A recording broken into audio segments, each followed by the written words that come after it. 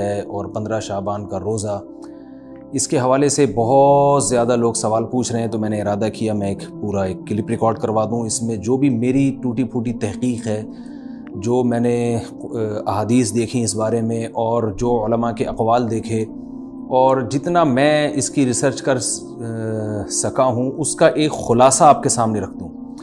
اگر میں وہ تمام احادیث آپ کو پڑھ کے سناؤں، پھر ایک ایک کی سند پڑھوں، پھر ایک ایک کی سند پہ بحث کروں، تو وہ بات بہت ہو جائے گی لمبی اور کلپ بہت طویل ہو جائے گا۔ تو ایک خلاصے کے طور پر پوری جو ایک تحقیق ہے وہ میں آپ کے سامنے رکھنا چاہتا ہوں۔ تو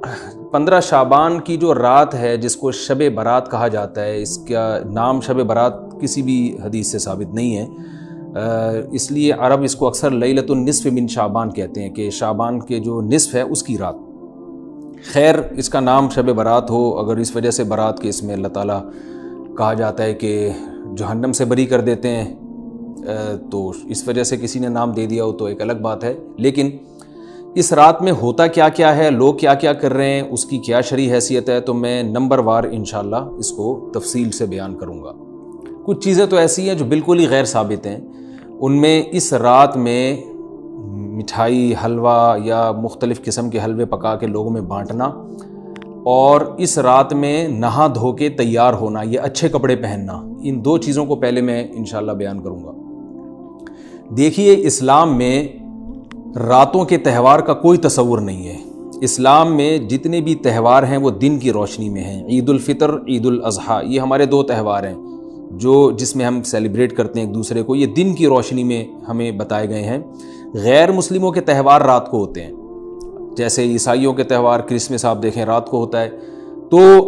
اس کی وجہ یہ ہے کہ اسلام نے دن کی روشنی میں تہوار رکھے ہیں۔ بہت ساری حکمتیں اس میں ہو سکتی ہیں، پوری حکمتیں تو ہم نہیں جانتے، لیکن کچھ سرسری غور سے کچھ حکمتیں ہمارے سامنے آتی ہیں کہ رات کا وقت ایسی چیز ہے جو اللہ نے عبادت کے لیے بنایا یا آرام کرنے کے لیے، سونے کے لیے بنایا۔ رات میں اگر آپ سیلیبریٹ کریں گے کسی بھی عمل، یعنی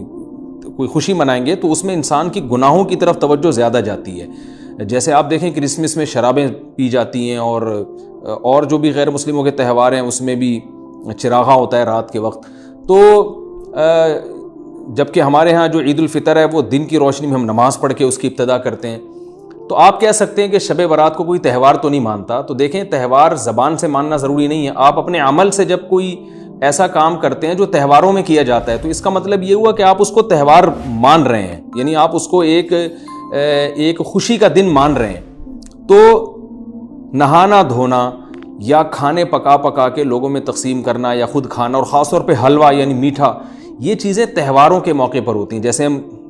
عید الفطر والے دن صبح سوئیاں بناتے ہیں، میٹھا بناتے ہیں، کھاتے ہیں، لوگوں کو کھلاتے ہیں، نہاتے ہیں،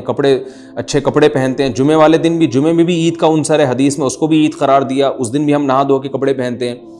تو جو لوگ 15 شعبان کی رات کو نہاتے دھوتے ہیں، اسپیشلی اس رات کو کہ بھئی آج کوئی تہوار ہے یا آج کوئی خوشی کا دن ہے، اور مٹھائیاں کھاتے ہیں یا حلوے پکاتے ہیں، تو وہ زبان سے اس کو تہوار نہ بھی کہیں، اپنے عمل سے یہ بتاتے ہیں کہ یہ تہوار ہے، جبکہ یہ تہوار نہیں ہے۔ اسلام میں کوئی اس کی ایک ضعیف روایت بھی نہیں ہے کہ آپ صلی اللہ علیہ وسلم نے، میرے علم میں نہیں ہے کم از کم، ہو سکتا ہے کوئی موضوع من گھڑت روایت موجود ہو جس میں کوئی کہیں بھی نہیں ہے کہ آپ صلی اللہ علیہ وسلم نے اس رات کو ہمیں نہانے کا حکم دیا ہو، یا اچھے کپڑے پہننے کا حکم دیا ہو، یا کھانے پینے کا یا حلوے کھلانے کا، حلوے مانڈے کا ہمیں حکم دیا ہو۔ تو اللہ کا واسطہ یہ بدعت ہے، اس کو ختم کریں اپنے معاشرے سے۔ اور اسلام میں تہوار کا ٹائم دن میں ہوتا ہے۔ عید الفطر، عید الاضحیٰ ہے جس میں ہم دن میں قربانی کرتے ہیں اور کھاتے ہیں، پیتے ہیں، نہاتے ہیں، دھوتے ہیں۔ راتوں کے یہ کام نہیں ہے، رات کو آپ سوئیں یا عبادت کریں۔ تو ایک چیز تو یہ تھی جو میں بتانا چاہ رہا تھا۔ دوسری چیز، اس رات کو قبرستان جانا۔ دیکھیے، اس بارے میں حدیث پیش کی جاتی ہے، مشہور حدیث ہے، لوگ سنتے رہتے ہیں کہ نبی صلی اللہ علیہ وسلم رات کو اٹھے، اور امی عائشہ رضی اللہ تعالیٰ عنہ بھی آپ کے پیچھے چلی گئیں، اور آپ صلی اللہ علیہ وسلم جنت البقیع میں مغفرت کی دعا مانگ کے تشریف لے آئے واپس۔ تو یہ حدیث انتہائی درجے کی ضعیف حدیث ہے، اور ایک تو ضعیف حدیث ہے، دوسری بات یہ کہ اگر ہم تھوڑی دیر کے لیے فرض کر لیں یہ صحیح حدیث ہے، اور ہم کہتے ہیں کہ بھئی نبی صلی اللہ علیہ وسلم نے یہ عمل کیا ہے، تو صحابہ میں سے کسی سے ضعیف حدیث سے بھی ثابت نہیں ہے کہ کوئی اس رات قبرستان گئے ہوں۔ حضرت ابو بکر کے بارے میں کوئی روایت نہیں ملتی کہ اس رات قبرستان گئے ہوں، حضرت عمر کے بارے میں کوئی روایت نہیں ملتی، یا کسی ایک صحابی کے بارے میں نہیں۔ تو آپ مجھے بتائیں کہ یہ کیسی سنت ہے کہ جو صحابہ کی سمجھ میں نہیں آئی اور ہماری سمجھ میں آ گئی ہے؟ تو مشرکین مکہ یہ کہا کرتے تھے لو کان خیرن ما سبقونا الیہ، قرآن مجید کی آیت ہے کہ اگر یہ اسلام میں کوئی خیر ہوتی تو یہ صحابہ ہم سے پہل نہ کرتے، یہ صحابہ نے ہم سے پہل کیا ہے، اس کا مطلب ہے یہ اسلام خیر کا کام نہیں ہے۔ تو مشرکین کو صحابہ سے چونکہ نفرت تھی، اس لیے کہتے تھے کہ یہ چونکہ اسلام کو فالو کر رہے ہیں تو یہ اس کی علامت ہے کہ اسلام خیر نہیں ہے، کیونکہ خیر میں تو ہم صحابہ سے آگے ہوتے ہیں، اپنے بارے میں ان کا یہ اس خوش فہمی میں مبتلا تھے وہ۔ لیکن ہماری رائے کیا ہے؟ ہم یہ کہتے ہیں کہ لو کان خیرن لسبقونا الیہ، وہ کہتے تھے لا سبقونا، ہم کہتے ہیں لسبقونا، کہ اگر کوئی بھی خیر کا کام ہے تو صحابہ ہم سے ضرور اس میں پہل کریں گے، یہ ہو نہیں سکتا کہ خیر کا کام ہم کریں اور صحابہ نے نہ کیا ہو۔ تو اسی طرح میں یہ عرض کرتا ہوں کہ دیکھیں اگر قبرستان جانا اس رات میں سنت عمل ہوتا تو صحابہ یقیناً جایا کرتے، کوئی ایک صحابی تو گیا ہو، یہ کیسی بات ہے جو صحابہ کی سمجھ میں نہیں آئی اور ہماری سمجھ میں آ رہی اور ہم قبرستان جا رہے ہیں اس رات کو۔ چلیں اگلا اسٹیپ تھوڑی دیر کے لیے فرض کر لیتے ہیں کہ نبی صلی اللہ علیہ وسلم جو ایک رات قبرستان گئے، فرض کر لیں وہ حدیث بھی صحیح ہے،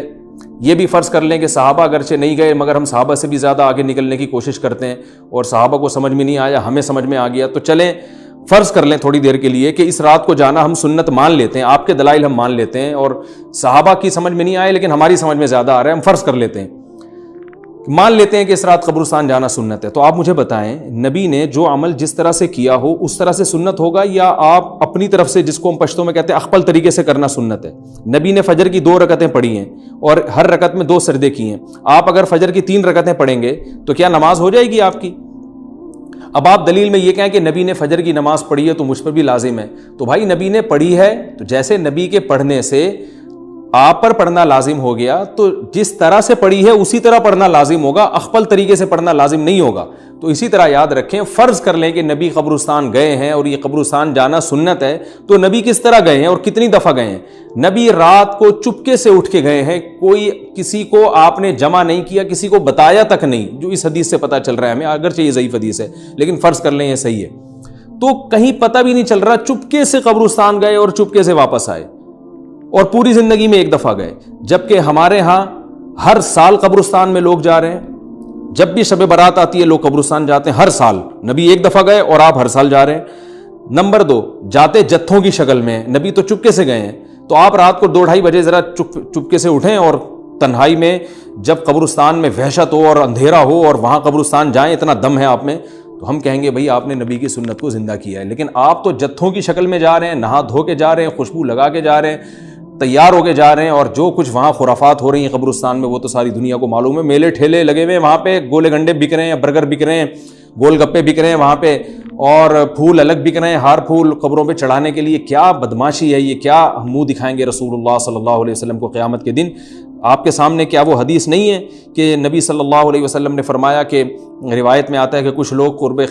میدان حشر میں آئیں گے تو ان کے چہرے ایسے ہوں گے جیسے میری امت کے چہرے ہوتے ہیں، میری امت کی شکل ہوتی ہے، حدیث کا مفہوم میں بیان کر رہا ہوں۔ تو جب وہ حوض کوثر کا پانی پینے کے لیے میرے پاس آئیں گے تو فرشتے ان کو بھگائیں گے، سحقن سحقن، تو آپ صلی اللہ علیہ وسلم پوچھیں گے یہ تو میری امت ہے، آپ تو فرشتے کیا کہیں گے کہ یہ آپ کی وہ امت ہے جنہوں نے آپ کے دنیا سے جانے کے بعد دین میں ایسی چیزیں ایجاد کر لی تھیں جن کا آپ نے حکم نہیں دیا۔ تو آپ کیا فرمائیں گے؟ سحقن سحقن، دور کرو ان سے۔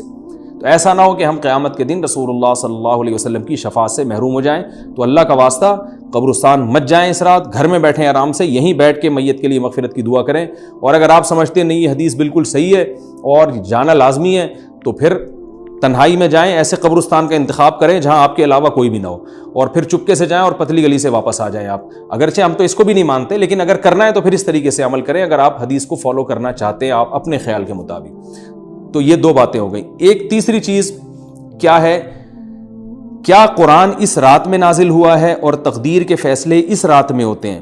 دیکھیے قرآن میں 2 جگہ اللہ نے اس مضمون کو بہت وضاحت سے بیان کیا، ایک سورہ دخان میں انا انزلناہ فی لیلۃ مبارکہ کہ ہم نے اس کو مبارک رات میں نازل کیا، اور اللہ نے فرمایا فیہا یفرق کل امر حکیم، اس میں حکمت والے فیصلے ہوتے ہیں اس رات میں۔ دوسری جگہ 30ویں پارے میں سورہ قدر میں اللہ نے فرمایا انا انزلناہ فی لیلۃ القدر، ہم نے اس قرآن کو لیلۃ القدر میں نازل کیا، اور اس میں بھی اللہ نے فرمایا تنزل الملائکۃ فیہا، کہ فرشتے اس رات میں اترتے ہیں بإذن ربہم من کل امر، تمام قسم کے معاملات لے کے۔ تو یہاں بھی اللہ بتا رہے ہیں کہ جو 1 سال کے فیصلے جس رات میں ہوتے ہیں اور فرشتوں کے حوالے کیے جاتے ہیں، وہ رات اور قرآن کے نازل ہونے والی رات ایک ہی ہے، یہ الگ الگ راتیں نہیں ہیں۔ اور سورہ قدر میں اللہ نے فرما دیا واضح لفظوں میں کہ وہ لیلۃ القدر کی رات ہے۔ تو اتنی وضاحت کے بعد پھر یہ کہنا کہ اس رات میں قرآن نازل ہوا تھا، جبکہ اس کے بارے میں کوئی صحیح حدیث موجود بھی نہیں ہے، ضعیف یا موضوع روایتیں ہیں، تو یہ بالکل قرآن پر میں سمجھتا ہوں کہ یہ ٹھیک نہیں ہے، بالکل دلیل کے لحاظ سے یہ کمزور بات ہے۔ اگرچہ بعض علماء اس طرف گئے ہیں اور انہوں نے تعویل کی ہے، انہوں نے یہ تعویل کی ہے کہ قرآن جو ہے آسمان دنیا پہ آیا لیلۃ القدر میں، اور وہاں سے جو نیچے نزول شروع ہوا ہے وہ شب برات میں ہوا ہے، لیکن یہ تعویل عقل سے بعید ہے، اور اس تعویل کی ہمیں ضرورت بھی نہیں ہے۔ 2 صحیح حدیثیں ٹکرا رہی ہوں، یا قرآن کی آیت کسی ایسی متواتر حدیث سے ٹکرا رہی ہو، تو پھر تو وہاں ہمیں تطبیق دینے کی ضرورت پیش آتی ہے، جب قرآن کے مقابلے میں کوئی حدیث ہی نہیں ہے، صحیح حدیث بھی نہیں ہے۔ حالانکہ قرآن کے مقابلے میں تو فقہا کہتے ہیں کہ اگر صحیح حدیث بھی ہو، متواتر نہ ہو، صحیح حدیث بھی ہو، تو وہ بھی ظنی ہوتی ہے، تو اس حدیث کو رد کیا جائے گا، قرآن میں تعویل نہیں کی جائے گی۔ لیکن یہاں تو صحیح حدیث بھی نہیں ہے، یہاں تو ایک ضعیف روایت ہے اور ضعیف اقوال ہیں، آپ اس کو کیسے قرآن کے مقابلے میں لا سکتے ہیں؟ تو جو بالکل بے غبار بات ہے وہ یہی ہے کہ اللہ تعالیٰ نے قرآن مجید کو لیلۃ القدر میں نازل کیا، جو رمضان کے آخری عشرے میں ہوتی ہے، اور اسی لیلۃ القدر میں فیصلے بھی ہوتے ہیں۔ اور بعض لوگ کہتے ہیں اس میں حرج کیا ہے کہ ہم 15 شعبان کو بھی فرض کر لیں، اس میں قرآن نازل ہوا، اور لیلۃ القدر میں بھی۔ بھائی اس سے لیلۃ القدر کی ویلیو کم ہوتی ہے۔ اللہ تو لیلۃ القدر کی ویلیو بڑھا رہے ہیں کہ یہ ایسی رات ہے جس میں 1 سال کے فیصلے بھی کر دیے جاتے ہیں، اور اس میں قرآن مجید کا نزول بھی شروع ہوا۔ تو جس رات کو اللہ نے جو پروٹوکول دیا ہے وہی پروٹوکول اس کو دینا چاہیے، آپ اس کو کسی اور رات کو نہ دیں وہ پروٹوکول۔ تو یہ تیسرا مسئلہ ہوا۔ پہلا مسئلہ حلوے مانڈے کا اور نہانے دھونے کا، وہ بھی غلط ہے۔ دوسرا مسئلہ قبرستان جانے کا، وہ بھی ٹھیک نہیں ہے۔ تیسرا مسئلہ کہ اس رات میں قرآن نازل ہوا اور فیصلے ہوتے ہیں، یہ تیسری بات بھی غلط ہے۔ نہ تو اس رات میں قرآن نازل ہوا اور نہ اس رات میں فیصلے ہوتے ہیں۔ چوتھی چیز کہ کیا اس رات میں عبادت کی کوئی فضیلت ہے سرے سے یا نہیں ہے، یہ ایک علمی مسئلہ ہے۔ تو اس بارے میں خوب اچھی طرح سمجھ لیں کہ اس بارے میں جتنی بھی احادیث ہیں جو اس رات کی فضیلت کے بارے میں ہیں کہ بنو کلب کی بکریوں کے برابر مغفرت ہوتی ہے، اور بکریوں کے بالوں کے برابر، اور یا جو بھی اس بارے میں روایات ہیں کہ سب کی بخشش ہو جاتی ہے سوائے اس شخص کے جو کسی کے دل میں کینہ رکھتا ہے، تو یہ جتنی اس رات کی فضیلت میں احادیث ہیں، تو ایک بات تو خوب اچھی طرح سمجھ لیں، اس پر تمام محدثین کا، جہاں تک میں نے دیکھا ہے، تمام محدثین کا اتفاق ہے کہ اس کی فضیلت میں صحیح حدیث ایک بھی نہیں ہے۔ اس رات کی فضیلت میں ایک بھی صحیح حدیث موجود نہیں ہے، لیکن ضعیف روایتیں اتنی کثرت سے ہیں کہ ایک الگ محدثین کا اصول ہے کہ جب ضعیف روایتیں کی سندیں زیادہ ہو جائیں تو وہ حسن بن جاتی ہے، یعنی قابل قبول ہو جاتی ہے وہ، کیونکہ بہت ساری کمزور چیزیں مل کے اس میں کچھ قوت پیدا کر دیتی ہیں۔ تو اب جن علماء نے احادیث کے ضعف کی طرف دیکھا کہ ایک بھی صحیح روایت نہیں ہے، انہوں نے اس رات کا بالکلیہ انکار کر دیا کہ اس رات کی سرے سے کوئی فضیلت نہیں ہے۔ لیکن جن علماء نے اصول حدیث کی طرف دیکھا اور فقہ کے ایک اصول کی طرف دیکھا کہ کثرت روایات درجہ حسن تک پہنچ جاتی ہیں، ضعیف روایات، تو انہوں نے کہا کہ بالکل اس رات کی فضیلت کا انکار ہی سرے سے کر دینا یہ غلط ہے۔ تو جمہور اس طرف گئے ہیں کہ اس رات کی فضیلت کا بالکلیہ انکار کر دینا یا اس کی عبادت کی فضیلت کا بالکلیہ انکار کر دینا یہ ٹھیک نہیں ہے، لیکن کچھ علماء، وہ بھی بڑے محقق علماء ہیں، وہ اس طرف گئے ہیں کہ اس رات کی سرے سے کوئی فضیلت اسلام میں ہے ہی نہیں۔ اب میں دونوں طرف کے علماء کا کچھ تھوڑا سا تجزیہ پیش کرتا ہوں۔ تو جو علماء یہ کہتے ہیں کہ اس رات کی فضیلت ہے اور فضیلت میں کثرت سے روایات ہیں اور اس میں بڑے بڑے علماء داخل ہیں، امام شافعی رحمہ اللہ تعالیٰ جیسے مجتہد بھی ہیں جو اس رات کی فضیلت کے قائل ہیں۔ باقی ائمہ سے مجھے جو ہے نا امام ابو حنیفہ سے کچھ نہیں ملا اس رات کی فضیلت کے بارے میں، اور امام احمد ابن حنبل سے بھی مختلف روایات ملی ہیں، اس لیے میں جزم سے کسی اور امام کے بارے میں نہیں کہہ سکتا، لیکن امام شافعی سے بہرحال اس کی فضیلت صراحتاً منقول ہے، اگرچہ انہوں نے بھی اعتراف کیا ہے کہ اس کی روایات کے بارے میں جتنی اس بارے میں روایات ہیں وہ ضعیف ہیں، لیکن وہی ایک اصول ہے کہ جب ضعیف روایات بہت کثرت سے ہوتی ہیں تو درجہ حسن تک پہنچ جاتی ہیں۔ تو اس اصول کے تحت جمہور اس کے قائل ہیں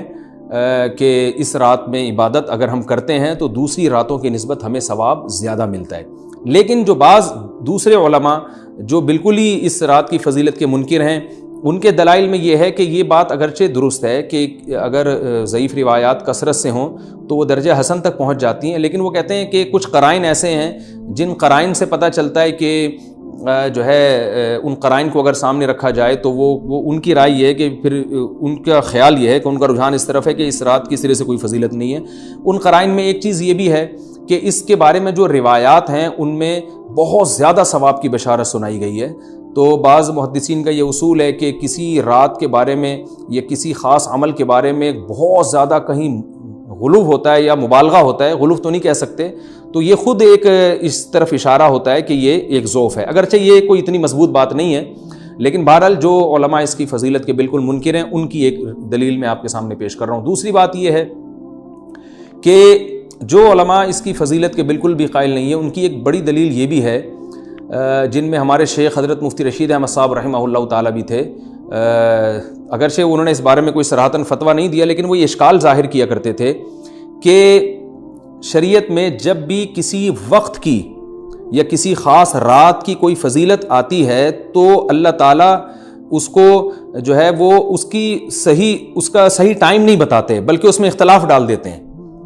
اس کی مثال ایسے جیسے جمعے کے دن حدیث میں آتا ہے کہ ایک وقت جمعے میں ایسا آتا ہے جس میں دعا لازمی قبول ہوتی ہے، اب ظاہر ہے وہ بڑا فضیلت کا وقت ہے، تو وہ وقت ہمیں متعین طور پہ بتایا نہیں گیا ہے، اس لیے علماء کا اس میں اختلاف ہوا، بعض نے کہا عصر کے بعد، بعض نے کہا کہ 2 خطبوں کے درمیان۔ لیلۃ القدر کو دیکھ لیں، لیلۃ القدر کی فضیلت میں قرآن بھی ہے، بہت ساری احادیث ہیں، لیکن لیلۃ القدر کی رات ہے کون سی یہ اللہ نے اس میں ابہام ڈال دیا۔ طاق راتوں میں 21 بھی ہو سکتی ہے، 23 بھی ہو سکتی ہے، بعض بلکہ حدیث سے 22ویں رات کا بھی ہونا ثابت ہے، زیادہ امکان 27ویں رات کا ہوتا ہے، تو وہ متعین نہیں ہے۔ تو جو علماء کہتے ہیں اس کی سرے سے کوئی فضیلت ہی نہیں ہے، ان کا رجحان وہ ان کی ایک یوں سمجھیں کہ دلیل تو نہیں لیکن ایک استئناس کہتے ہیں اس کو، کہ اس سے ان کے اس نظریے کو تقویت ملتی ہے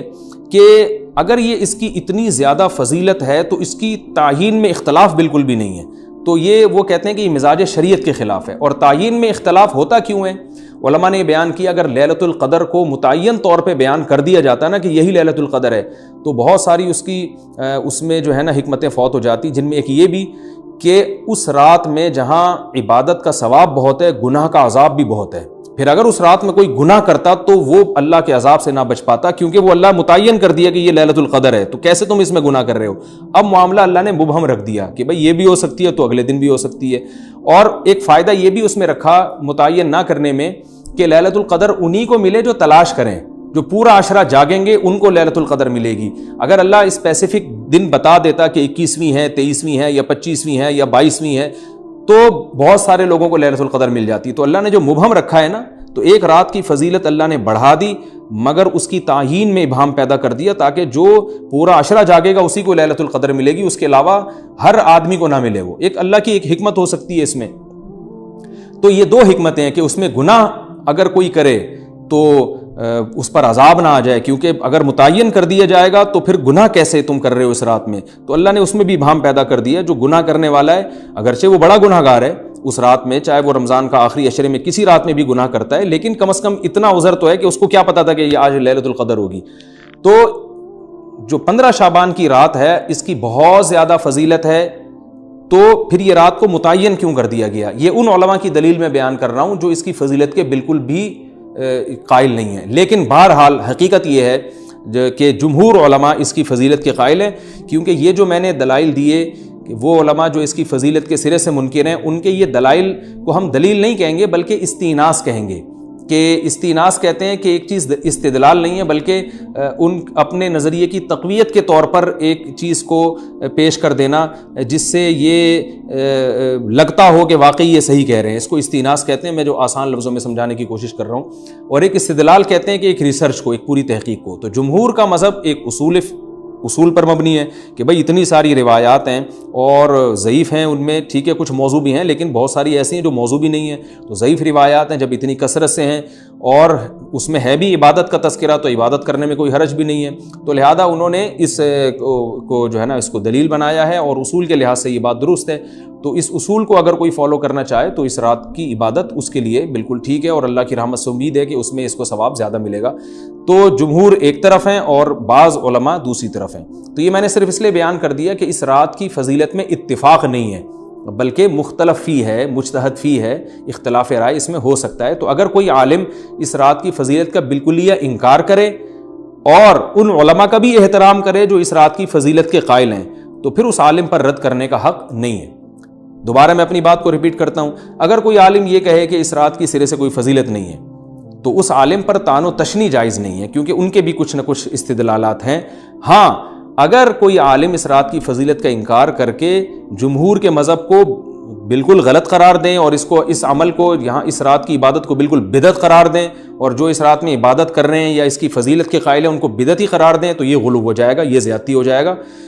ہو جائے گی، جو کہ بالکل غلط ہے. کیونکہ جب دونوں طرف دلائل ہیں تو اعتدال والی رائے اختیار کرنی چاہیے، اور کسی ایک طرف بہت زیادہ جھکاؤ یا کسی ایک کو 100% غلط قرار دے دینا، بدعتی قرار دے دینا، یہ درست نہیں ہے. جو ہماری قوم میں ایک مزاج ہے کہ بس اپنی رائے کو مسلط کرتے ہیں اور دوسرے کی رائے کو مانتے ہی نہیں. تو عوام کے لیے کیا ہے؟ لوگ کہتے ہیں مفتی صاحب کنفیوز کر دیا آپ نے، تو لٹکا کے چھوڑ دیا ہمیں. بھائی میں کنفیوز نہیں کر رہا، عوام جمہور کے مذہب کو فالو کرے گی. جمہور میں بڑے بڑے علماء ہیں، وہ اس کی فضیلت کے قائل ہیں، اور وہ اس کے قائل ہیں کہ اس رات میں عبادت کرنی چاہیے، تو آپ جمہور کے مذہب کو فالو کر سکتے ہیں.